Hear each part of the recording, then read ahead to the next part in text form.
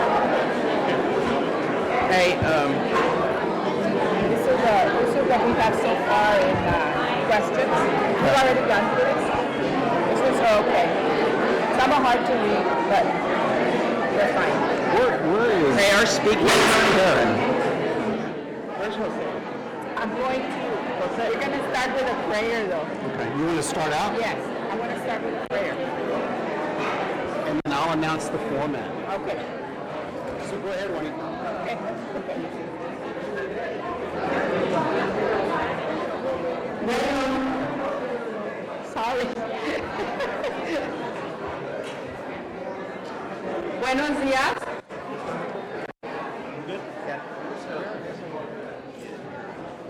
There's 2 more chairs here.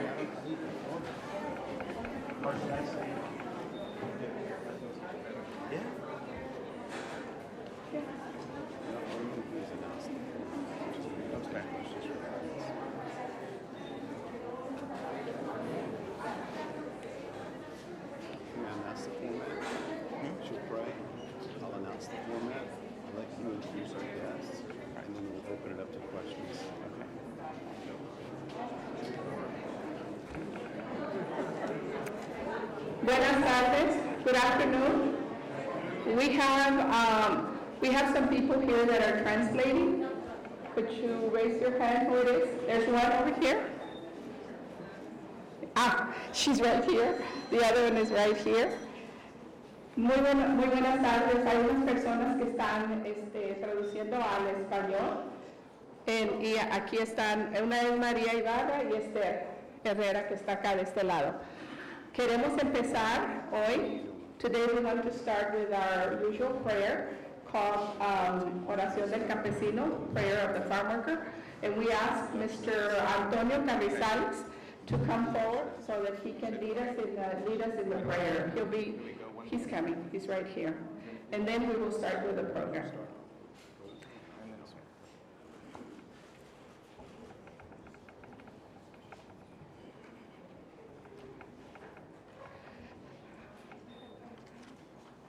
My name is Juanita Valdez-Cox, Director of La Unión del Pueblo Entero. Lupe is Mr. Antonio Carrizales. If we could all stand, please. Thank you.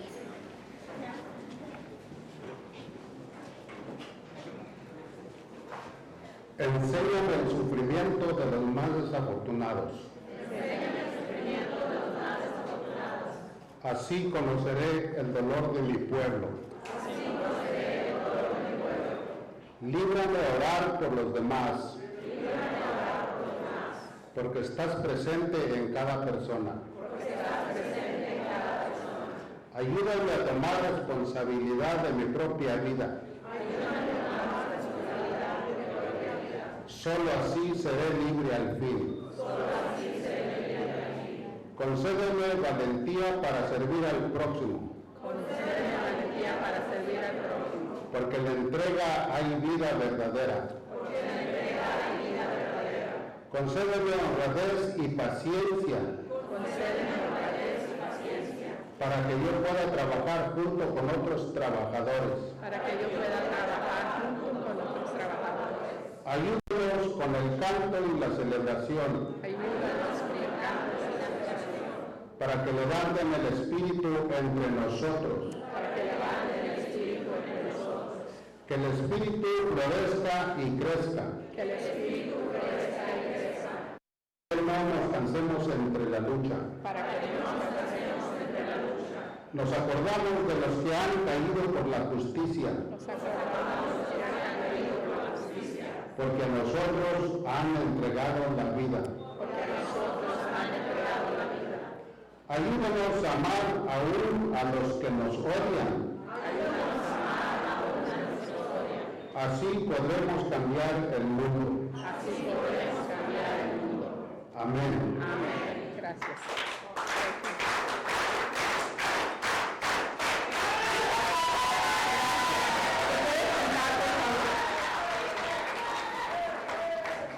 Ahora, un momento.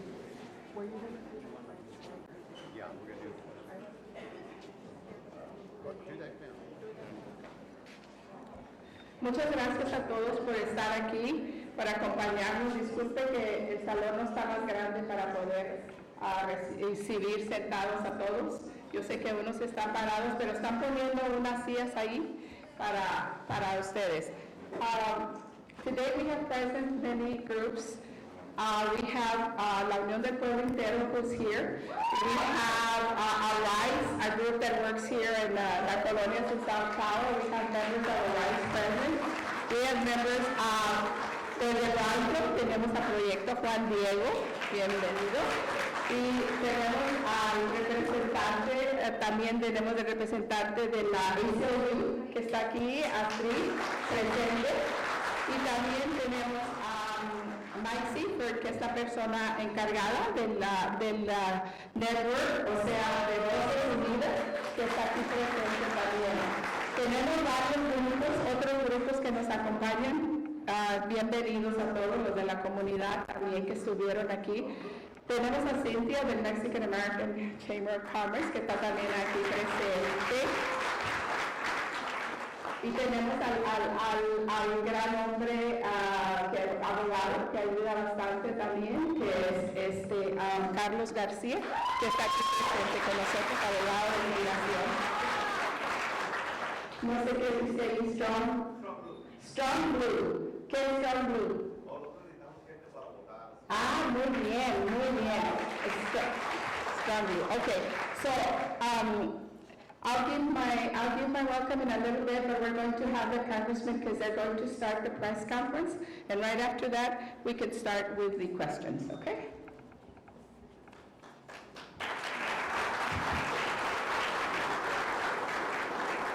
Thank you, Juanita. What I'm going to do is give you a summary of what we're going to do today so that everybody understands our format. Given time constraints, we're going to spend our first 30 minutes allowing our guests to introduce themselves and take questions from the press. We'll do that for 30 minutes. And then we will have 5 presenters from the audience who will give about 5 minutes each.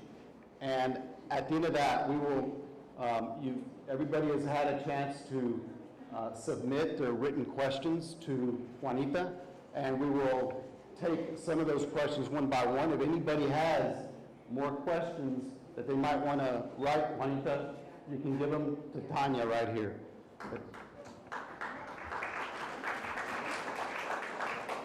But thank all of you for being here today. It is my pleasure to have some of my colleagues. I am most honored for the last 4 years, having had the honor of representing many of you in Congress. I had the fortune to be mentored by Congressman Ruben Hinojosa, whom we all miss.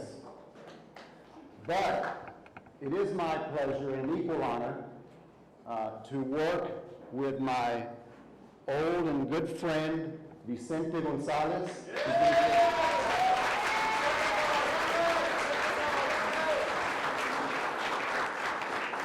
And Vicente and I will be introducing our guest. Gracias, es un placer estar aquí con nuestra gente.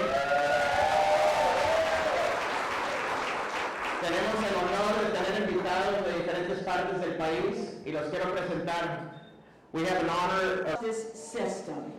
And I believe that common sense and humanity have to come to play into our border control and our immigration system. A policy that separates families is an inhumane policy. And that Congress needs to pass comprehensive immigration reform. In my view, President Trump's wall is a bad idea, and it will not work. We should focus on rebuilding and investing in the infrastructure in our communities, not wasting resources on a wasteful, bigoted project like the wall. The President's harmful rhetoric about Mexican immigrants does not reflect reality, but it does have a real impact on the lives of immigrant families, and it is unacceptable. It is unacceptable. I will just give you a quote here. The executive orders are not just anti-immigrant, they are anti-American. And most of our families, including my own. My father came to the United States in 1913 as an immigrant from Italy. He could not read or write the English language. He left school in the 7th grade because his teachers and his classmates laughed at him. He went on to serve his community. He served in the United States military. And he worked to make sure that everyone in our communities could have a better life. He and my mother, who worked in sweatshops in the garment industry, sacrificed so that I could get an education. I'm the daughter of immigrant parents who could only dare to dream that their daughter would serve in the United States House of Representatives. That's what the American dream is all about. That's what we are all about. And that's why we have to remember the words of Pope Francis, who said that migrants, in search of a better life for themselves and for their loved ones, in search of greater opportunities, is this not what we want for our own children? Thank you for allowing me to be here with you today. God bless you, and we will fight together. Thank you.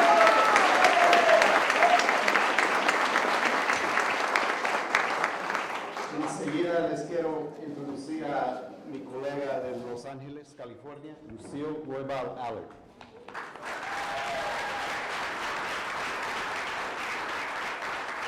Buenos días, es un placer estar aquí con todos ustedes. Y les quiero dar las gracias al congresista Filimón Vela y Vicente González por la invitación a estar aquí con todos ustedes para escuchar, para aprender el impacto de los órdenes del presidente de los Estados Unidos. El mensaje que es más importante es que nosotros tenemos que mandar el mensaje que inmigrantes no son criminales, son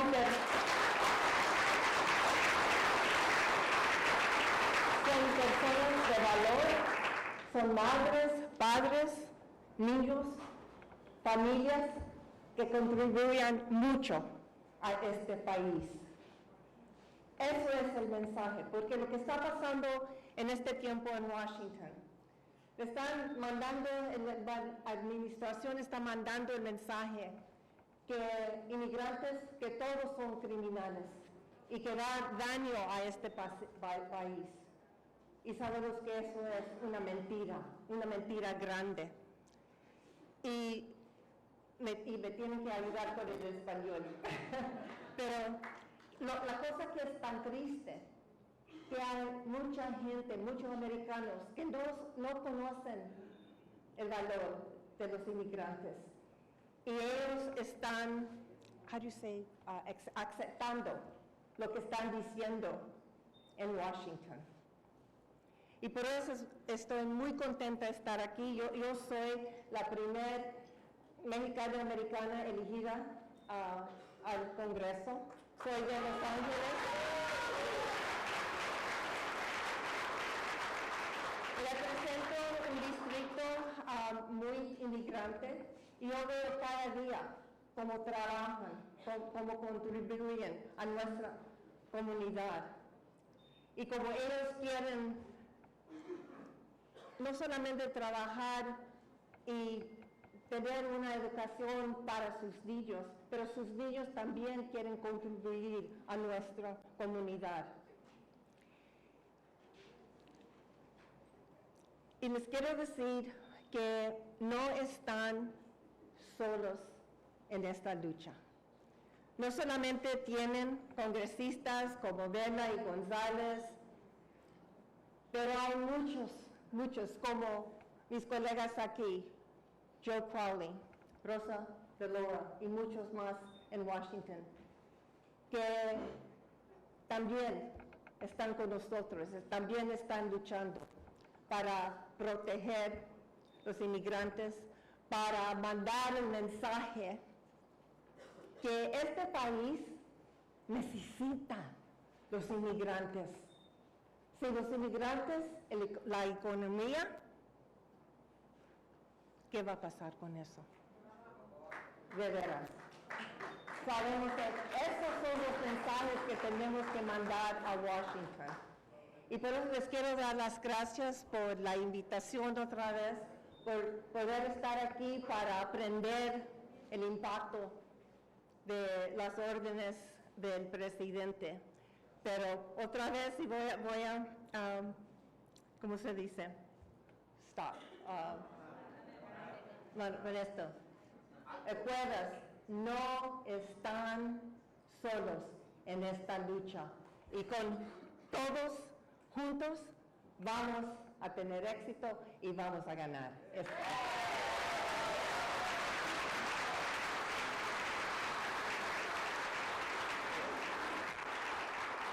¿A poco no tenemos los mejores invitados aquí con nosotros?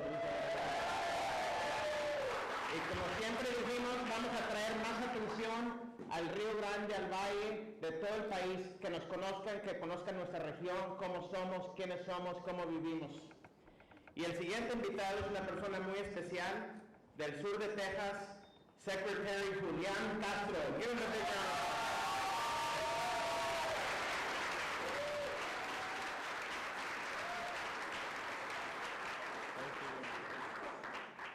Buenas tardes, ¿cómo están? Pues yo soy Julián, no Joaquín. Good afternoon, I'm Julián Castro. I feel like I always have to say that because, first of all, I want to thank Congressman Vela and Congressman Gonzalez for the invitation to be here and to join you today, as well as Congresswoman DeLauro, Roybal Allard, and Congressman Crowley. Let's give them a round of applause for organizing this event today. I had a chance to welcome Congressman Crowley to the Texas humidity and heat as well. I hope it feels good, Joe. Well, you know, for generations, the United States and Mexico have been strong partners. And that partnership has led to greater economic opportunity, better security, and more prosperity for both nations. And nowhere is the strength of that partnership more clear than right here in the Rio Grande Valley.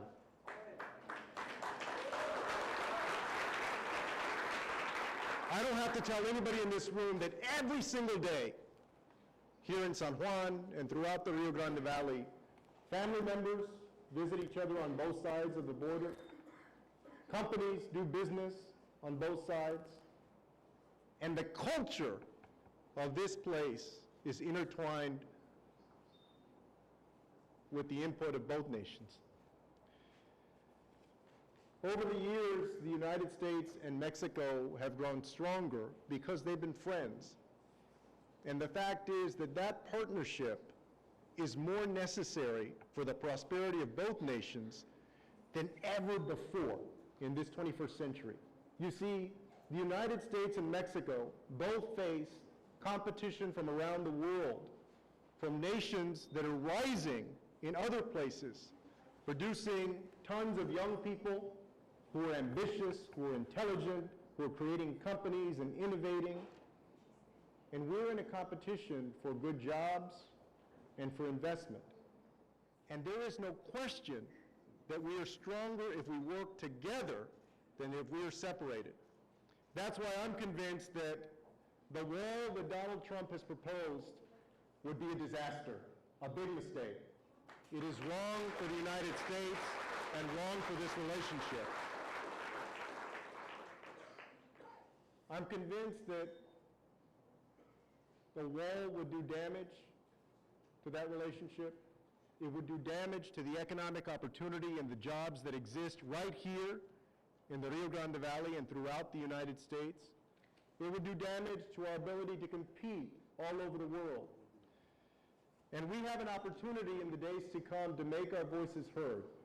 I want to commend Congressman Vela and Gonzalez for convening their colleagues and also for taking the time to ensure that both the press and the people have an opportunity to understand what life is really like here on the border, to hear it from you, because y'all are the ones that actually live it each and every day, and you're going to be the ones most impacted by what happens in the months and the years to come.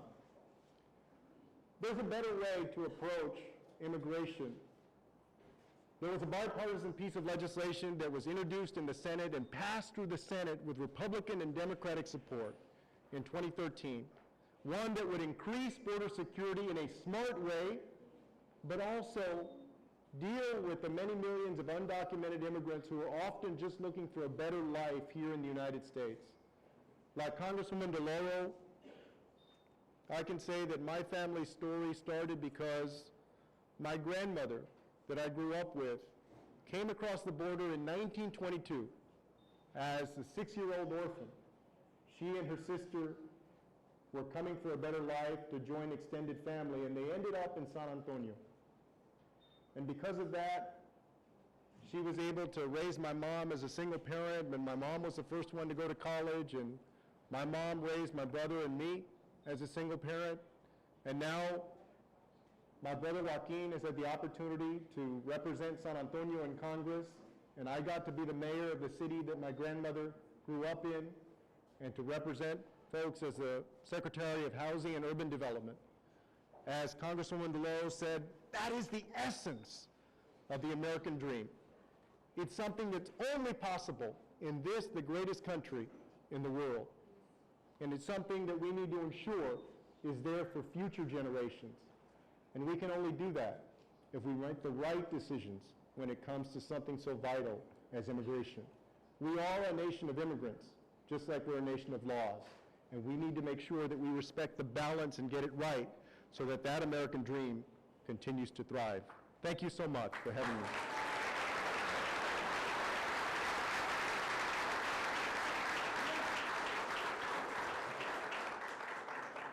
Yo no me imagino que hay un distrito en Congreso con la diversidad de gente de tantas partes del mundo como el distrito que representa mi amigo Joe Crowley. What I'm saying, Joe, is that I can't imagine that there are too many members of Congress who represent a district that is so diverse and represents so many people from so many places than you, and thank you for being here. Joe Crowley.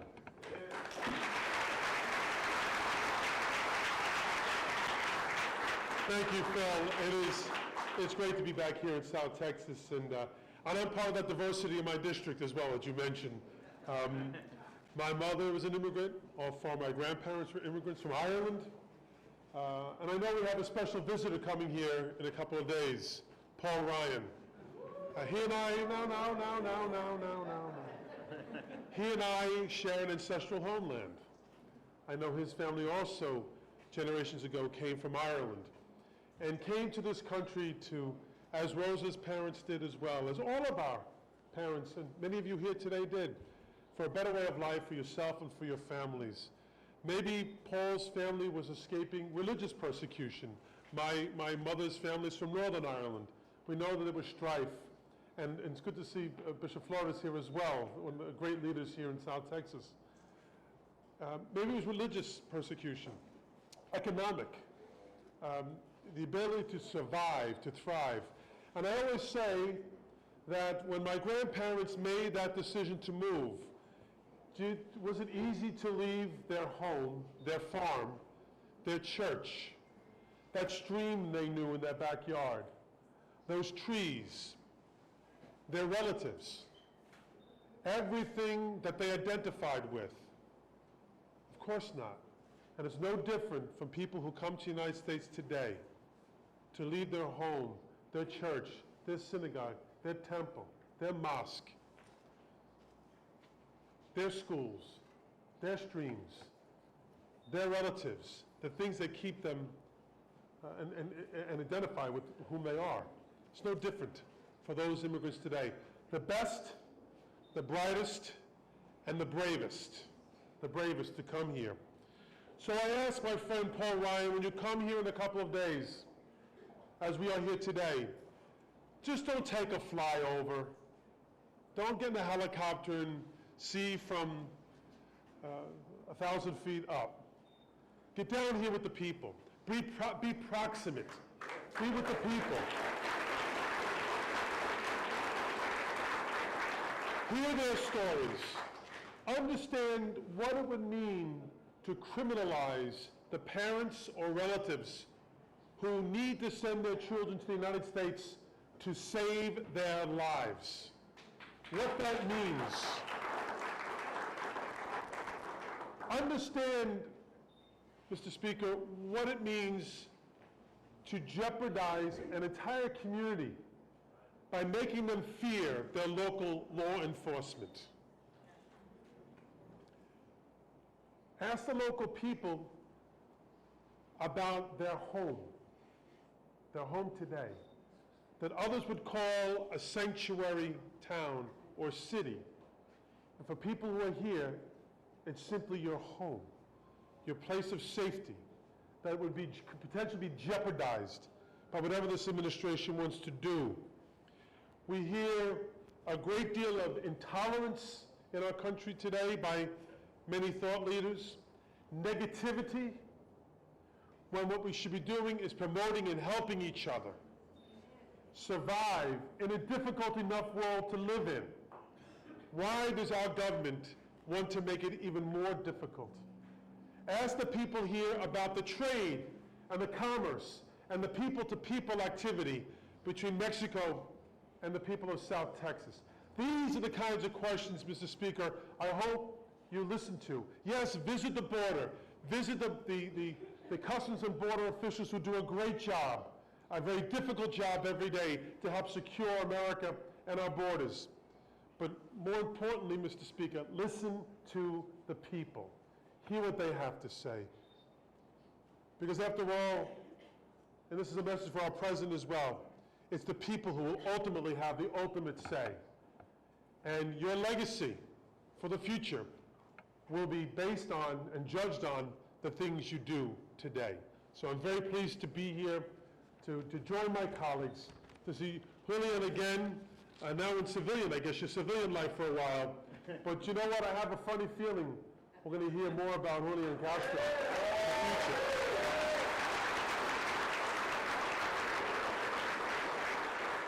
So up in New York, we call that cheap applause. You're very welcome. Thank you all very much, and great to be back here again.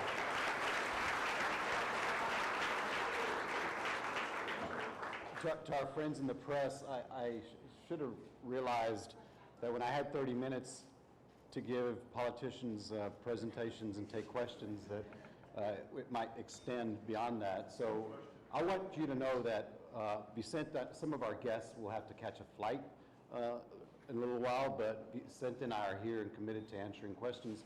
I'd like to move forward with the program because we have a series of 5 witnesses that are here to talk about different things, but I do want to say one thing. In the recent weeks, President Trump has issued some executive orders that are just astonishing. And we should remember that under President Obama prioritized deportations of 1, people who had committed felonies, and 2, people who had committed misdemeanors more than 3 times. What this administration has done, and what a lot of people haven't seen yet, is issued orders, directives from the top on down, and we know that we talk about 11 million undocumented people in this country, 2 or 3 million who maybe many of us agree shouldn't be here because they're committed violent crimes and things like that. But there's 8 million at least hard-working undocumented people working in hotels, restaurants, construction sites, and agricultural fields all over this country. And there are those of us who believe they should stay and earn their pathway to citizenship, but there are people like Donald Trump and Steve King. You know Steve King, that guy that degraded the valedictorian DACA recipient, that think we should send them all back. And these new executive orders do not mistake anything, do not make any mistake about it. Under these new executive orders, the directive from the White House of the United States is for us to send all of those people back. And we're here, we're going to fight that, we're going to make sure that doesn't happen.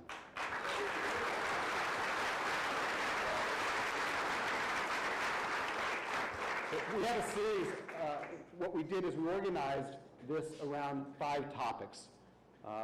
Elaine Hernandez, who's going to introduce herself, is here to talk about the push factors. From legal aid, and we have some lawyers who are going to talk about immigration law, and that would be Sherilyn Fluharty and Alejandro Ramirez. And then Lupe is going to give a presentation about DACA and immigration policies. Michael Seifert and Astrid Dominguez from ACLU will talk about border enforcement. And finally, our good Bishop Daniel Flores is here to speak to us as well. So, Elaine, would you like to start off? Thank you very much, and welcome to the center of the world.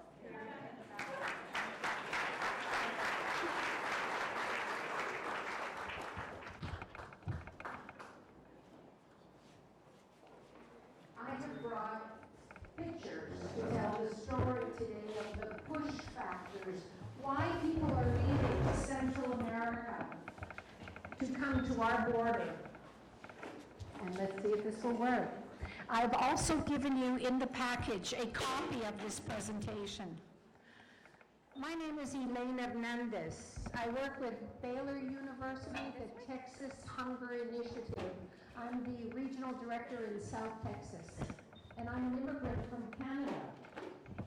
But I've also worked in Central America and Mexico with Red Cross, so I understand the abject poverty, the violence, and why people are feeling the need to leave.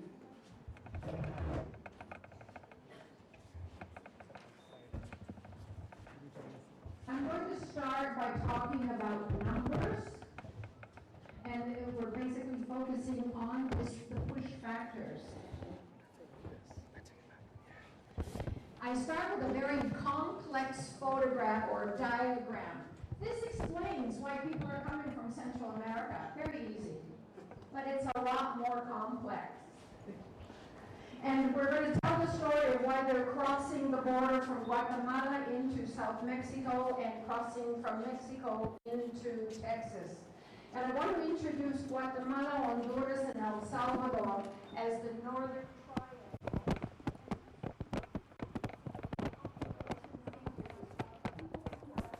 Those countries that are currently living in the United States.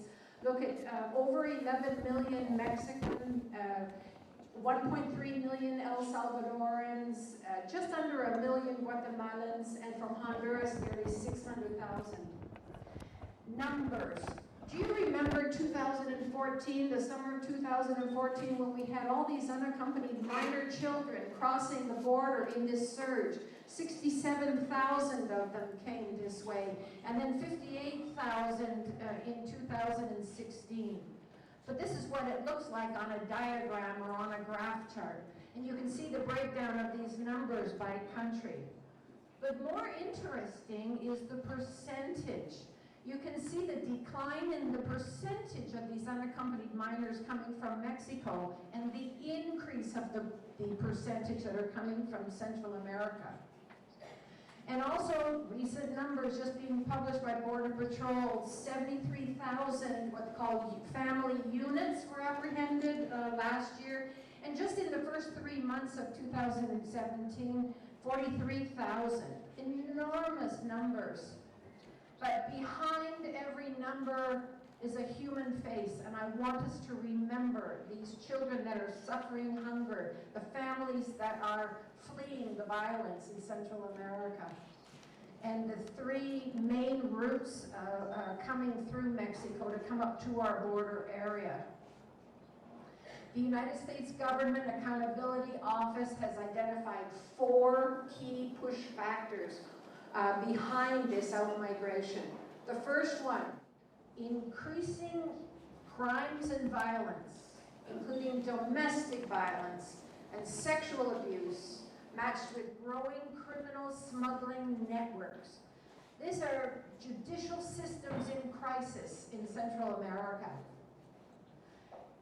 Just quickly, remember El Salvador with the Maras that were deported from California, went back, and they've integrated into their society and are bringing the young people into crime. And the same in Guatemala, the crime and the violence, the impunity that is growing.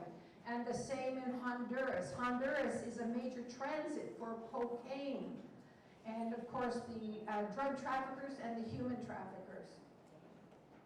The second factor, increasing levels of poverty, income inequality, and unemployment. It's the severe poverty level that leads to death in these children. These countries are facing economic systems in crisis. El Salvador, 36% of the rural population lives in poverty.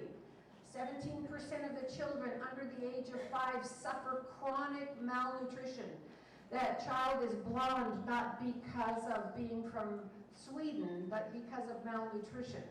Guatemala also, highest levels of poverty, malnutrition, and maternal and child mortality rates. And one more minute, and Honduras too. 2 more points, increasing school dropout rates. We've got the young people who are neither in school nor at work. And we have the social systems in crisis, increasing numbers of children in single parent or grandparent-led families. And finally, the Migration Policy Institute talks about the violence, food insecurity, and poverty as the primary push factors. So there is a solution to this migration, but it's complex, but we can all come together to find a solution. Thank you.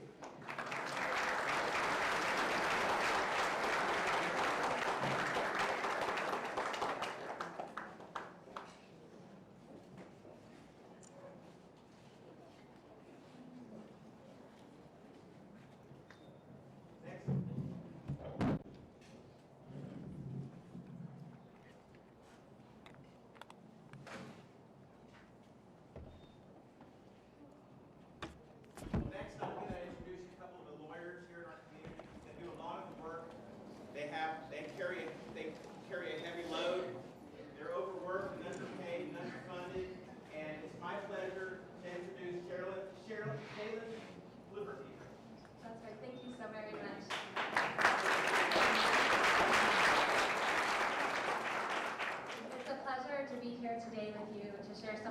stories of the families that I've had the opportunity to work with over the past month while I've been representing women and children at the South Texas Family Detention Center. This is my first time out of jail in over a month. I have been working with 2,400 women and children who are detained in South Texas and Dilley, in collaboration with numerous, hundreds, thousands of pro bono attorneys and legal assistants who are coming to the rescue of meritorious asylum seekers who are currently residing in jail in Dilley, Texas, approximately 5 hours away from here. I'd like to tell you the story of a conversation I had just last week with a mother named Rosie Bell. Rosie Bell was sitting in a room in the detention center with her 1-year-old daughter, Lucia, on her lap. Every time I asked Rosie Bell about her story, about her experience being a survivor of sexual assault, of her experience being a victim of brutal rape, of violence that had killed family members that she loved, she started to cry. And each time she started to cry, the 1-year-old little girl on her lap started to cry too. Now, Lucia could not understand what her mother had experienced. She did not know why her mother came fleeing to the United States in search of protection, but she knew that her mother was afraid and scared. And so as I tried to gather the story of Rosie Bell, it was extraordinarily difficult because she didn't want to see her daughter Lucia suffer and cry like she was suffering and crying. What I learned in my work with Rosie Bell is that when she sat down with an asylum officer to tell her story, she was unable to do so because she was afraid. She was scared to tell her story to governmental officials because when she had presented herself at a port of entry, she had been told by officials from our government that our country no longer accepts asylum seekers, that we are no longer providing space to families, that President Trump is now in charge, and that the rule of law no longer has meaning in this country. Rosie Bell deserves protection because she's a meritorious asylum seeker, and I urge each of you to take her story back to Washington, D.C. and to ensure the rule of law so that vulnerable families like her have access to protection. Thank you.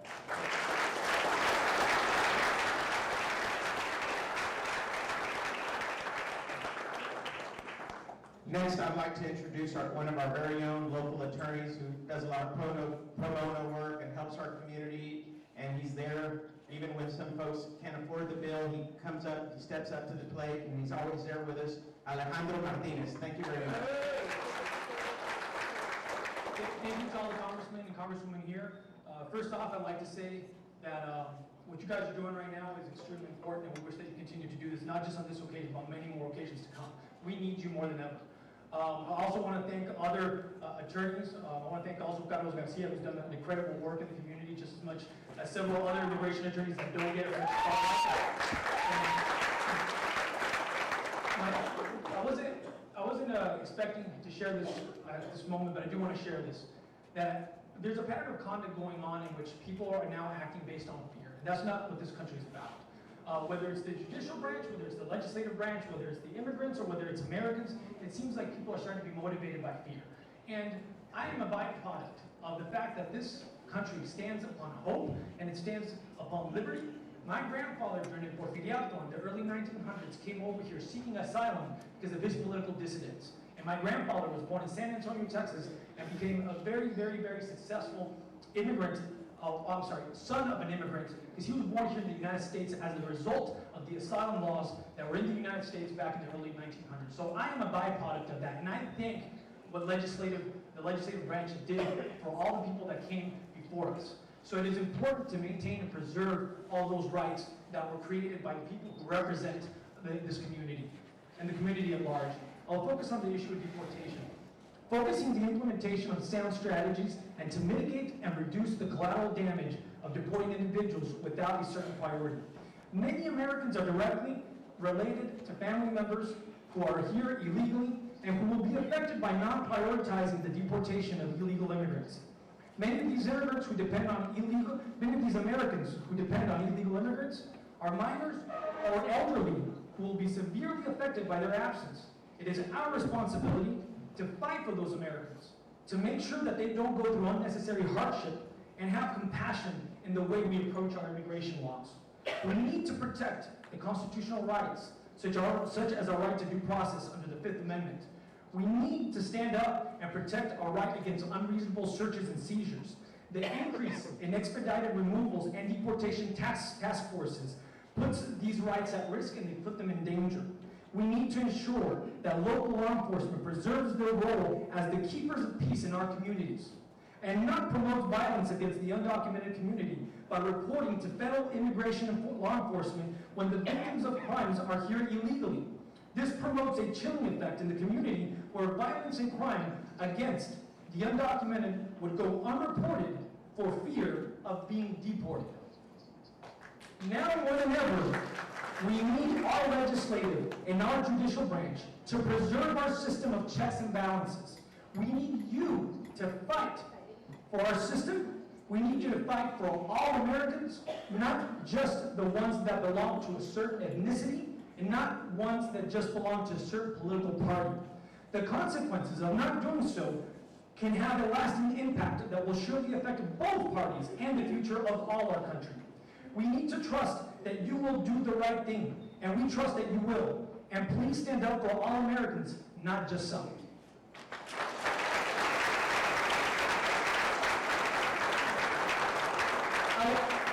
I would also like, and Congressman, if I would allow, I was in church yesterday, and there was a quote that I would like to share that I think that's very important for the organization, if I may quote it real quick.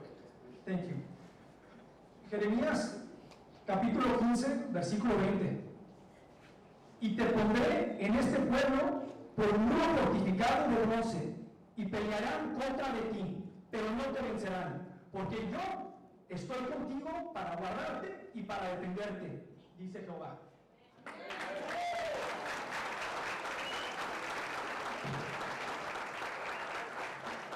Thank you very much, Alejandro, Shaylin, Carlos.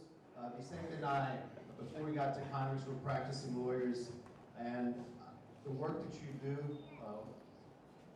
your profession is really, really proud of you because, as lawyers, we take an oath to represent whoever walks through our door, and it is obvious that what you do every day for the people that we all represent is very important, and I just want to make sure you know that we're deeply grateful for everything that you do. I'm sorry we have to cut your time off because we have so little time and so many people that have so many good things to say, but our next commentators are Norma Adape and Lisbeth Perez from Lupe. Buenas tardes a todos, bienvenidos y gracias por dar su tiempo por venir aquí con nosotros a escuchar nuestros testimonios. Como me miran, soy Norma Adape, vengo del área de Mercedes, y como me miran tengo cara de criminal, no lo soy, no me mataron, no he hecho nada, porque ni siquiera un ticket me han dado, me lo dieron y me lo quitaron por no licencia, porque no podemos tenerla, solamente por eso, porque traigo mi seguro, pago mis impuestos, pago la IRS, año con año.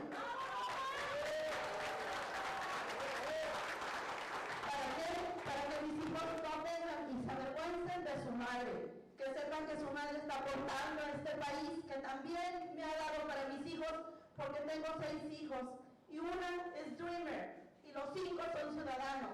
Y mi preocupación día a día es salir de mi trabajo y decir, ¿y si me deportan? ¿Qué va a pasar con ellos? ¿Quién me los va a cuidar? Si soy una madre trabajadora y un padre que trabaja, que no le damos privilegios porque no nos alcanzan, que tenemos nuestros hermanos con callos porque trabajamos. Eso es nuestro pecado, venir a trabajar, venir a dar el pan de cada día, que sí nos ayudan a veces con algunos beneficios porque los alcanzamos, porque ganamos poco. Pero mi miedo día a día es regresarme a mi país, donde está lleno de violencia, en Tamaulipas, donde tengo jovencitas que van a abusar de ellas. Yo no quiero regresar a ese país, porque este es el país de mis hijos y necesitan este país mis hijos para tener oportunidad y salir adelante. Este es nuestro pecado, compañeros, y no nada más es de mí, de muchas madres atrás de mí, que yo lo represento en este momento porque sufro lo que ellos sufren y no soy ninguna criminal. No soy.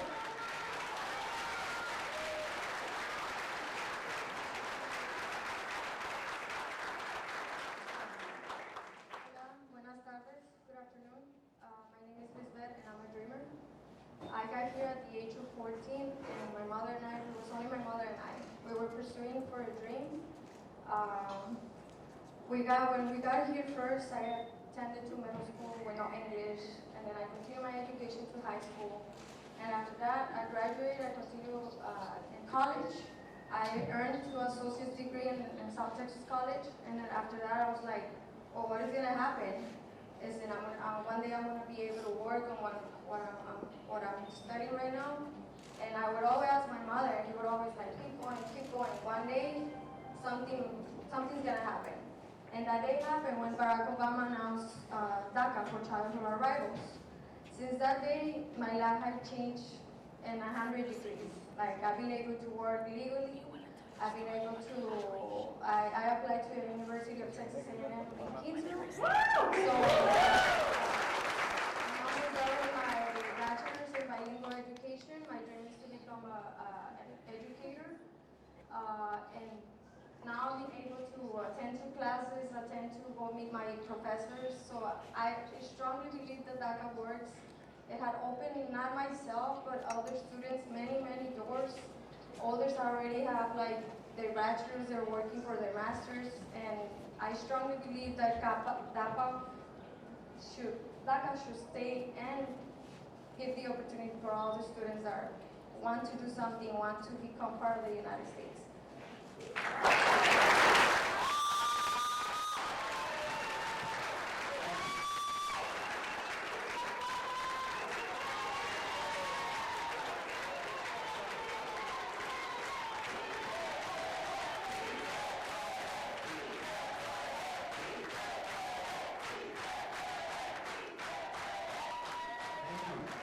Obviously, we have another Aggie in the house, right? We want to thank everyone. This is a great event, a lot of great people. Our next guests are from Equal Voice Network. And I'll be introducing Astrid Dominguez and Michael Seifert. Thank you. Thank you, Congressman. Thank you so much for being here, for taking the time to listen to our communities. Just like Representative Howie mentioned, it's good that whenever members of Congress come to the border, they don't only meet with law enforcement and local officials, but they hear from the communities. These are the people that are being impacted by what is being decided in D.C. And often, our voices are the ones that are not heard. Often, it's the stories of those people, like the people that are here in the room, that get missed. And, you know, we've heard about border security. We often hear, we heard it before the election. That was rhetoric, that was the campaign. But the border was there already. When we talk about how this new executive orders are going to impact our region, we were there.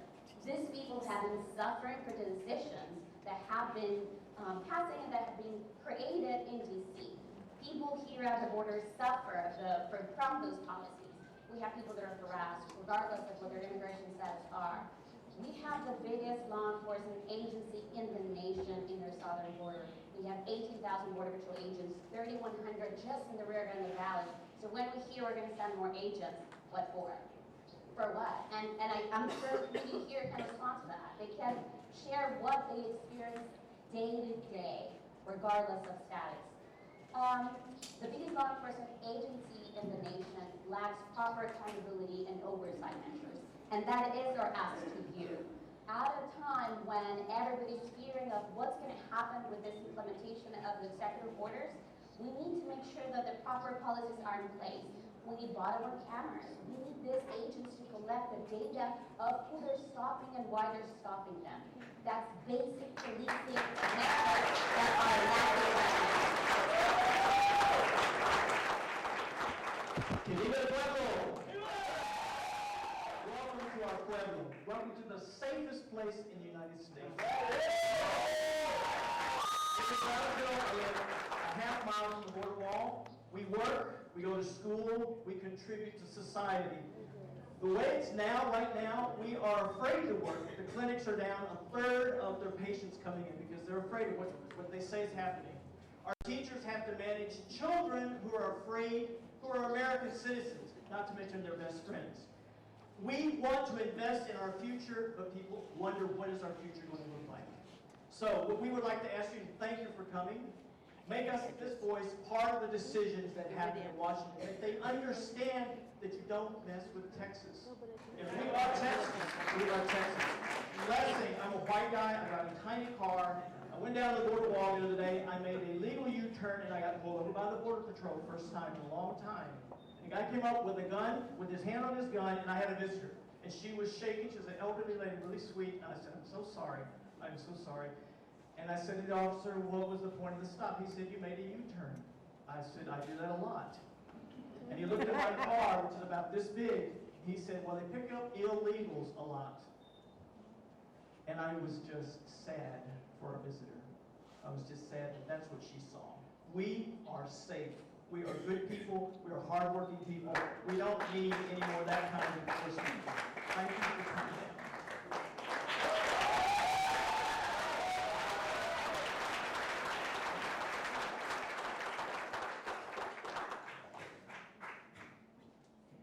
Finally, our last guest for today is Bishop Daniel Flores.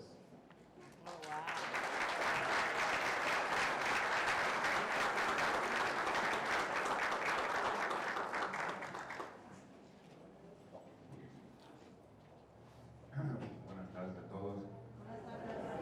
Preparé algunas notas porque no quiero dar un sermón, porque es mi carácter tratar de buscar sermón, ¿no? Y voy nada más a indicar con algunas pocas palabras algunos puntos, 3 puntos nomás. El primer punto es este punto: ser inmigrante no es un crimen. To be an immigrant is not a crime. Es una respuesta a la crisis de la vida. It's a response to a crisis in life. Y el ser humano capaz de responder a la crisis busca seres humanos capaces también de ayudar a los que están pasando por la crisis. Esto significa ser humano. The fact is that immigrants, especially today, are pawns in a harsh power game that involves governments on one side and criminality and corruption on the other. In some parts of the world, the distinction between the governments and the criminals is not so easy to distinguish. The immigrant is discarded and displaced and is told that there is no room for you at home and there's no room for you here. Son los desplazados, pero también son nuestros vecinos, nuestros hermanos y nuestras hermanas. They are our neighbors, our brothers and sisters. I travel a lot from the city of Brownsville to Roma, Texas. No soy obispo de Roma, pero en Texas no en Italia, ¿no? Y encuentro muchas familias, abuelitas que están cuidando a los niños, porque los papás están trabajando en México y mandando dinero para acá.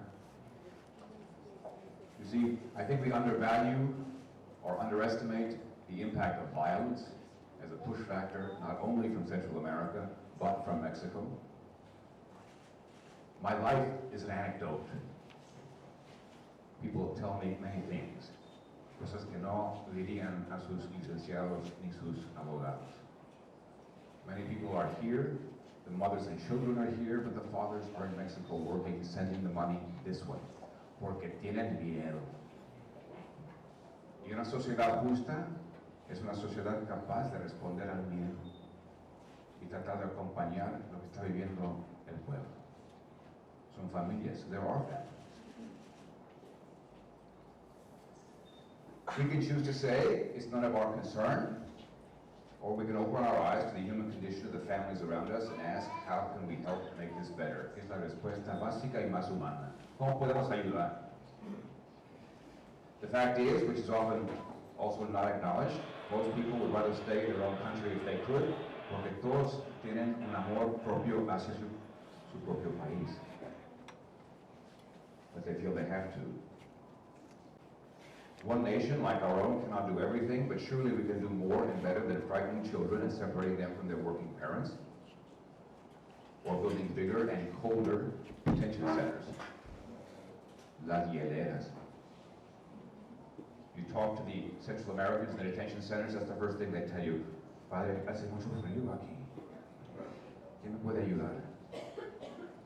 Finally, for our part, the church is committed to offering her material, moral, and spiritual resources and attending to the needs of those suffering around us, be they recognized as having a right to be here or not by the government, because for us this is also an issue of religious liberty.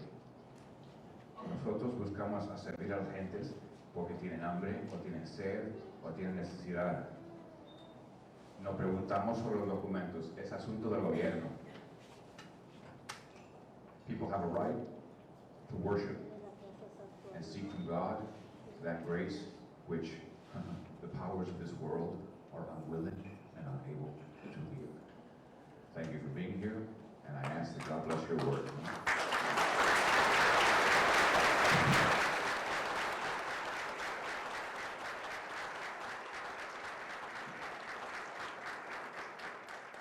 Thank you, Bishop Flores. What I think I'll do in order to be equitable here is interchange one question from the press and one of our written questions from the audience, and then allow one of our visitors to respond so that we get to hear from everybody that's here. So I'm going to start here with press to the right going forward. Yes, sir. And you might want to tell us who you're with. How do the people from Central America in such desperate circumstances, how do they get here? What's their needs? It seems like they're very long. I think that's probably a question for you, Elaine, right? By the grace of God, using buses. They are brought through our Coyote system, so they are trafficked through Central America, through Mexico to the border. La bestia, la bestia. Yeah, the train, of course. It's not la bestia, it's just. Yes, exactly. But that's how they're getting up to the border. They are being transported to the border through a big network of criminals.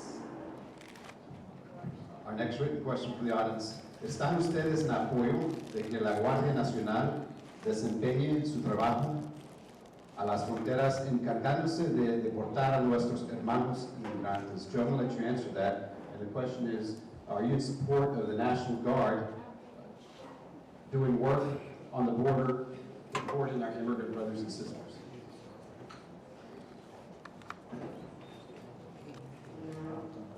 The short answer is absolutely not. I have,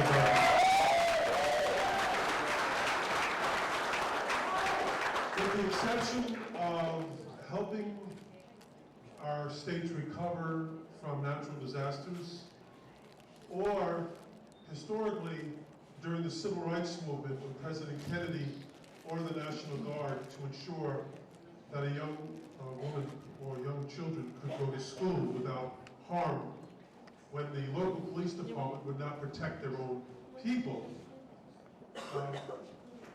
History has not looked kindly upon the use of National Guards historically around the world. Our police departments do not need to be interceded by National Guardsmen and women. There is a place for the National Guard. They're an important asset for our states to have and for our country to have, the protection of and security of the soundness of a country, but not to displace our local law enforcement, not to send in individuals with automatic weapons to separate families and destroy families. That is not the place of our National Guard.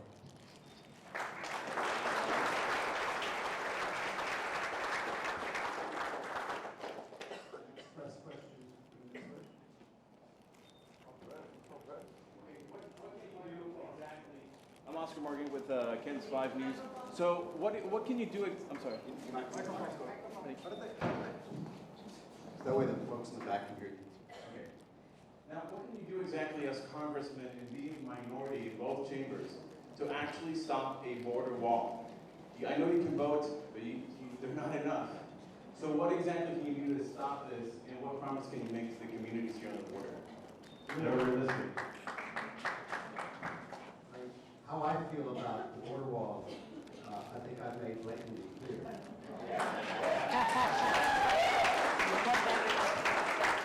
So I'm going to answer very quickly, and then I'm going to let Congressman Roybal out. Just so y'all know, the people that we have here today have been in Congress for a while and hold positions of leadership. Congressman Roybal Allard is the senior Democratic member of the House Homeland Security Appropriations Subcommittee, so she's a good person to respond to this. But here's the thing.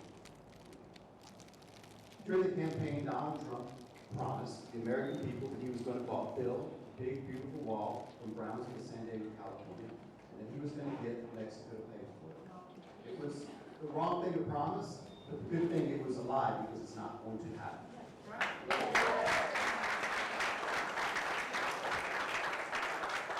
There are many efforts to build strategic walls and fencing along the way, which I believe we should resist. And the reason I think we should resist it is that it doesn't make any sense to me that we have a country to your south that's an ally like Mexico, our second largest trading partner, our third largest trading partner, our second largest export market.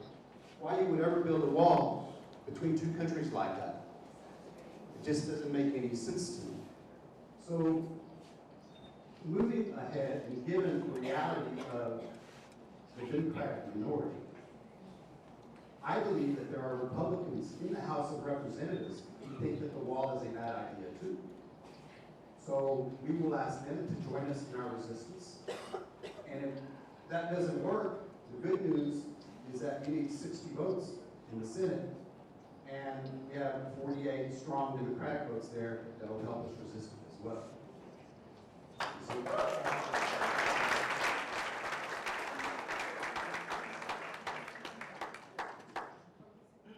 Well, first of all, you're right, that because the Democrats don't control either house and the White House, legislatively, right now, we can't stop what Trump and the Republicans are doing.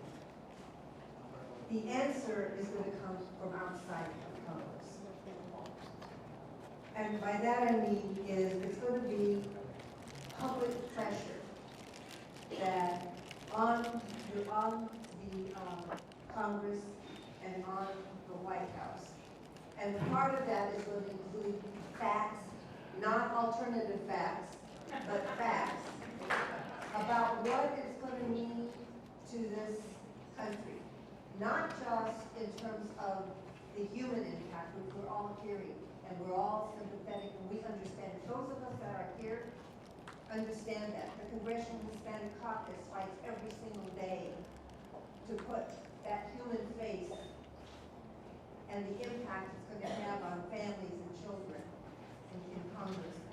But it's going to be the economic impact that is going to make a difference, which it means that your Chamber of Commerce, your agriculture folks, those own hotels, restaurants, they have to have the courage, because a lot of them, quite frankly, are Republicans.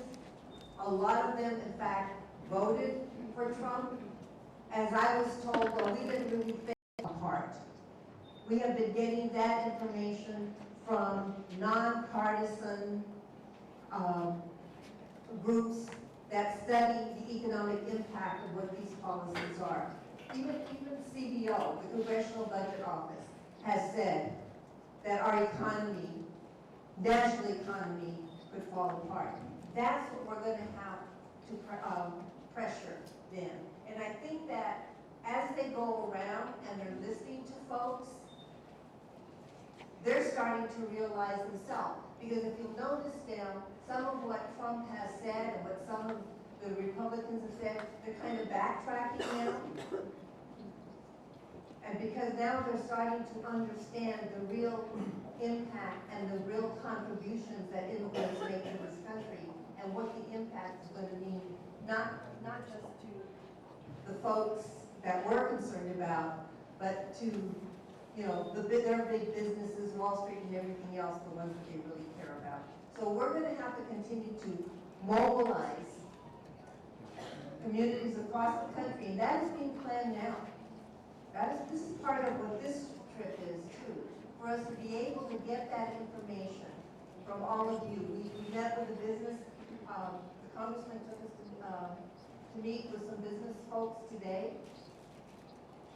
We met with some of the ag people down with customs of what it would mean if have this wall with Mexico. In fact, in talking to someone who is quite high in the Mexican government, they said that if Trump follows through, Mexico isn't going to sit down and take it. They're going to retaliate. And we know what that means in terms of our economy. So it's going to come from that kind of mobilization, outside pressure on Congress and on the White House. And like I said, the real facts, not the alternative facts.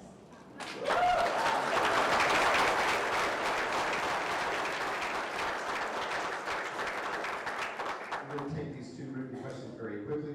Las mujeres que están arreglando por VAWA y visa también pueden ser deportadas. Could the women fixing via WAVA or U visas be deported? I'm assuming that question is in response to the recent executive orders, and that's a very good question. Buena pregunta. It's very difficult to tell, because I was going to give it a shot, and I'll let you give it a shot.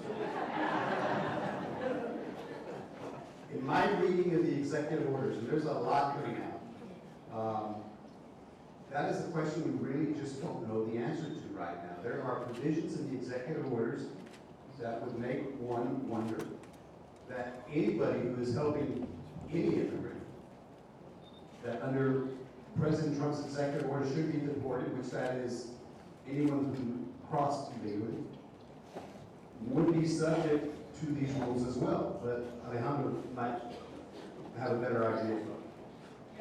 That's a great question, because it's putting some of the most vulnerable people in danger of being deported. In fact, a very dear friend of mine who's running for state representative up in Austin, he's an immigration attorney. His name is Chito Vega. He just had recently a case where there was a victim of domestic violence who was denied the sponsorship on behalf of the police department, and the person, if I'm not mistaken, was actually reported also to immigration. So that's what was part of what we were speaking about earlier, that the victims of crime cannot need to be protected by the legislative projects that had already been approved. And if someone has been proven to be a victim of crime and they're cooperating with law enforcement, then they do not have a guarantee, as of right now, that they will be sponsored and protected from deportation. So in other words, if you are a victim of crime as of right now, and you don't get your what's called a 918B sponsorship from a law enforcement agency, if you don't get that signed, then you don't even get the chance to get your foot in the door, and you're subject to being removed according to the deportation laws as they stand. So that's for the U visa. So if you don't have the 918B signed already, and you're trying to get it, you are subject to being placed in removal proceedings. Under VAWA, there's a form called the Form 360. It's an auto petition. Now there, up until you have what you call a prima facie approval, in other words, you've proven the basics of that petition, you have absolutely no protection. So you can file the auto petition, but up until you get a preliminary approval of the petition, you are subject to being placed in removal proceedings. Now, once you are already in removal proceedings, si ya estás en proceso de deportación, el juez tiene una obligación de dejar que ese trámite se gestione y que el Departamento de Seguridad Nacional, the DHS, actually adjudicates your 360 in order to proceed with the removal proceedings. So there is no guarantee up until you have the first round adjudicated by the federal by the federal government. So the answer is no, there are no guarantees that you will not be placed in removal proceedings if you have been a victim of a crime of domestic violence, and that's where we need you, Congress, to please protect us, to allow a due process to take place and give these people an opportunity so they don't become all of a sudden the targets of people that want to instill hate in the community.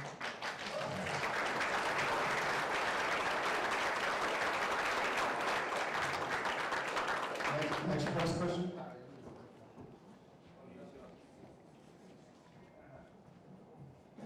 Se apagó, ahí está. Buenas tardes, bienvenido, gracias por estar aquí con nosotros y con toda esta gente. Señor, quisiera preguntarle, en una reciente visita que hizo el gobernador de Tamaulipas aquí a Bancane, comentó acerca de que si el gobierno del presidente Trump decide poner altos impuestos a la mercancía que ingresa de México hacia Estados Unidos, México estará buscando otras alternativas en otros países. ¿Cuál es su opinión respecto a esto? Pues eso es un tema que estamos hablando que es preocupante. México, especialmente para Texas, pero para todo el país, es el comercio principal al exterior, y generalmente hay una respuesta tan fácil cuando batallan con cierta verdura, de repente responde México checando exportaciones de nosotros, y se puede convertir en una guerra de comercio, y eso es una preocupación muy grande. The question is, what would Mexico do will they retaliate?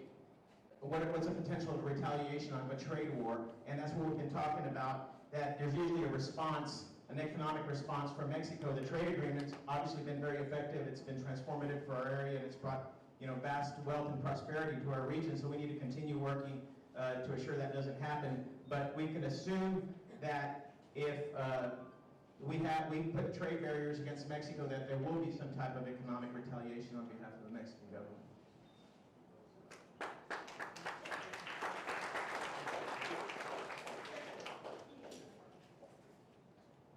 Okay, la pregunta viene de la familia Alegría. ¿Qué piensa hacer el gobierno si una mamá o si un papá llegó a ser deportado y los hijos se quedan sin padres para cuidarlos?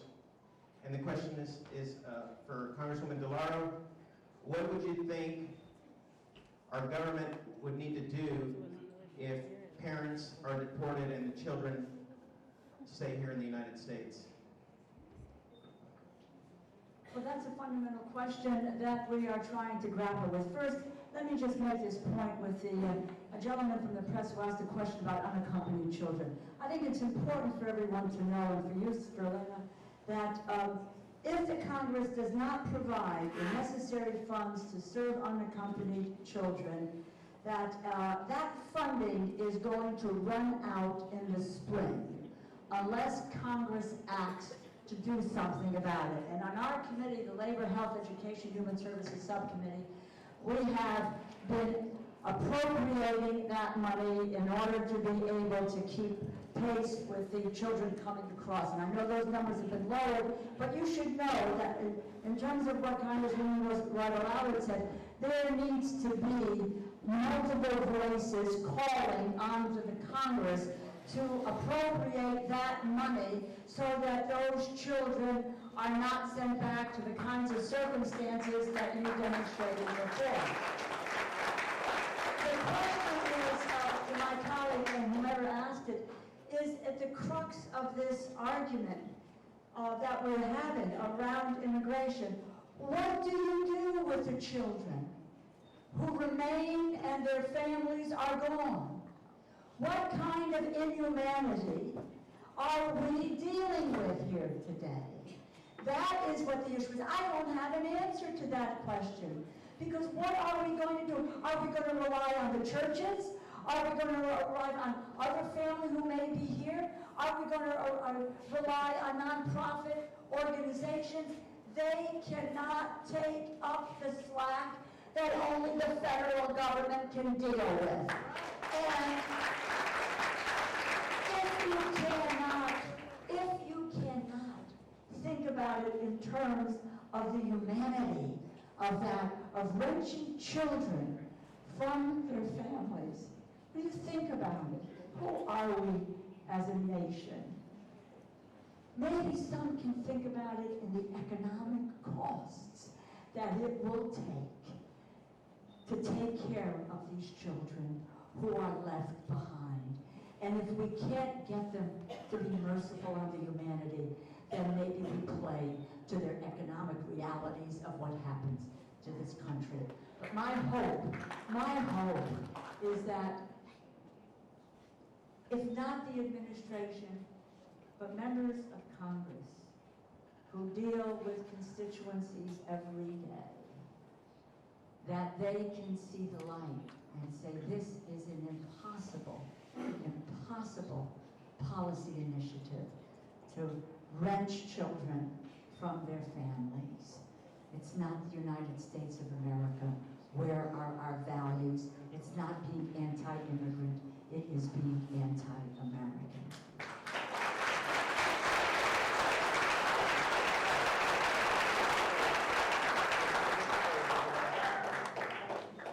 Vicente and I invited our guests from out of town for many reasons, but probably the most important reasons were that we know that Republican leadership is coming to this community this week so that they can go back to Washington, and we go back next week, and talk about how we need to build this great, beautiful wall, which we don't need. To talk about how dangerous the South Texas community is when you and I know that it is not dangerous, that statistically we live in the safest communities in the United States of America. And to go back to Washington and espouse all this anti-immigrant rhetoric. And we invited these three colleagues because they come from all over the nation, New York, California, and Connecticut. And we know that we can rely on them to help us fight that effort. And I know that you have a plane to catch, and I just, on behalf of both Vicente and myself, I want to thank the three of you for being here with us today, and have a safe flight.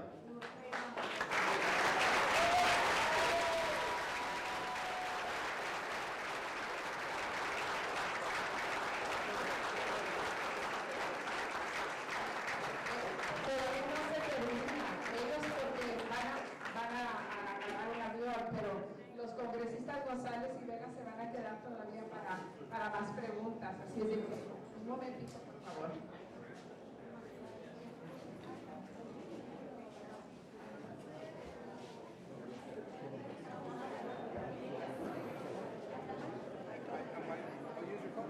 I don't have any. I have.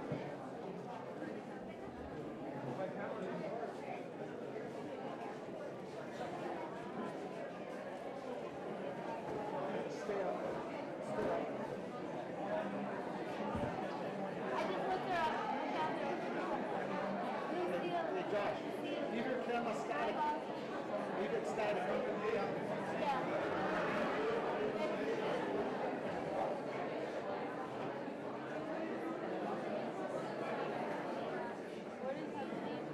Some people are leaving, so there's like a little break. But the majority are staying. You want to move up? How you doing? When did he say Ryan was going to be here? When did he say Ryan was going to be here? Okay, watch her.